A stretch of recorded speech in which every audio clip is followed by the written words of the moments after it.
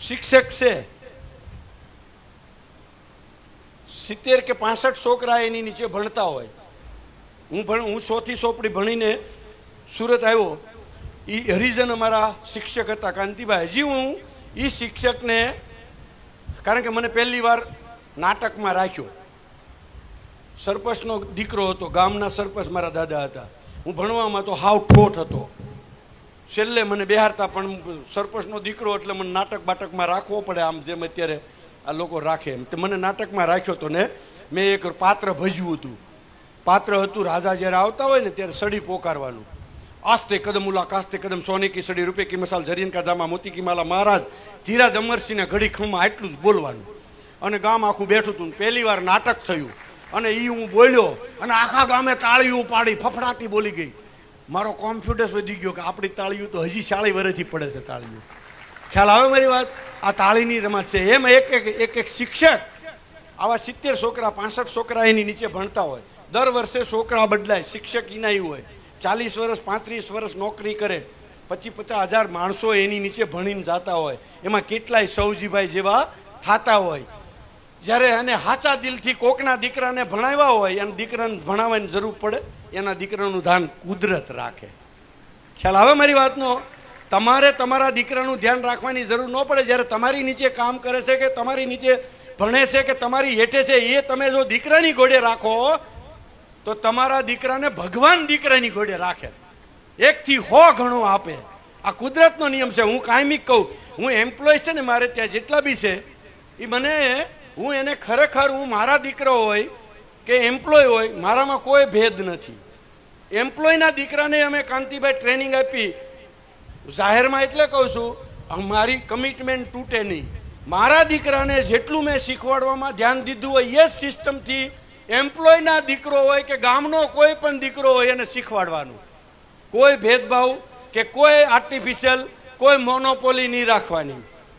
જ્યારે દીકરાની ઘોડે જ્યારે એને રાખી તો અહીંયા સુરતમાં અમારી 6000 કામ કરે અને મુંબઈમાં 2000, 8000 લોકો કામ કરે છે. જ્યારે એને દીકરા ઘોડે સમજી, એ બાપ ઘોડે સમજે કે નહીં? હલો, તમારો છોકરો સમજે કે ન સમજે? 8000 દીકરા છે, હાલો, 16000 આંખ છે ને 16000 હાથ છે. અમારી કંપનીને પાનખર ઋતુ આવે ખરી? તમે બાપ ઘડે એને દીકરાની ઘોડે રાખો, એ તમને બાપ ઘોડે રાખે. આ નેચરનો નિયમ છે.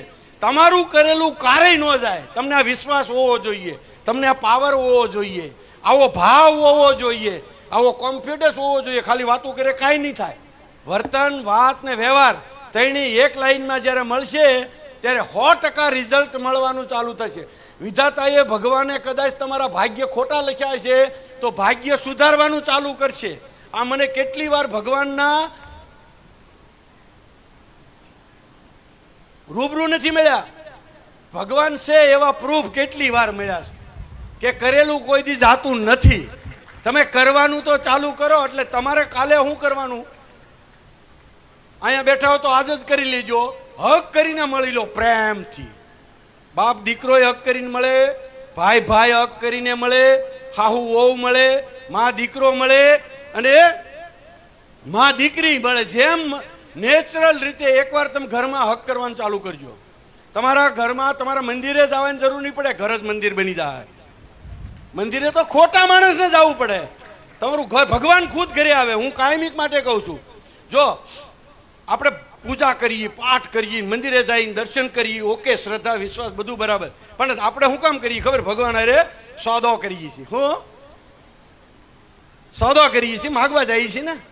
હલો, દીવો બત્તી કરવા, પ્રાર્થના કરવી, તેલ ચડાવવું, તું મને 1 ડબ્બો દે, હું 100 ડબ્બા ચડાવું, આવા માગવા જ જઈએ છીએ.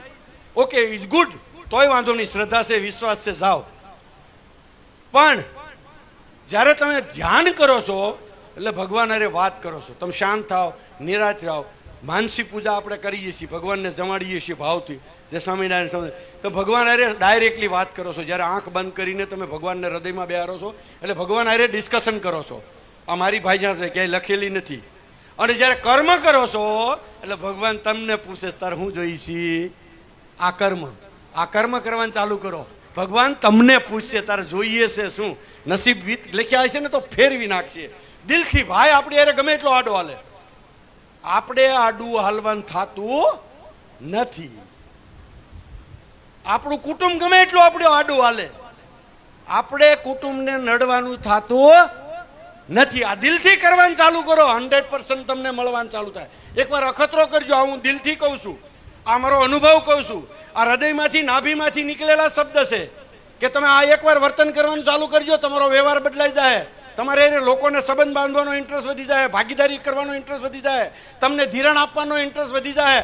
તમારે વેવાય વેલા તમારી બિહેવિયર બદલી નાખશે, નવા વેવાય બનાવવાના હશે, એ તરત નવા ચાલુ થાય.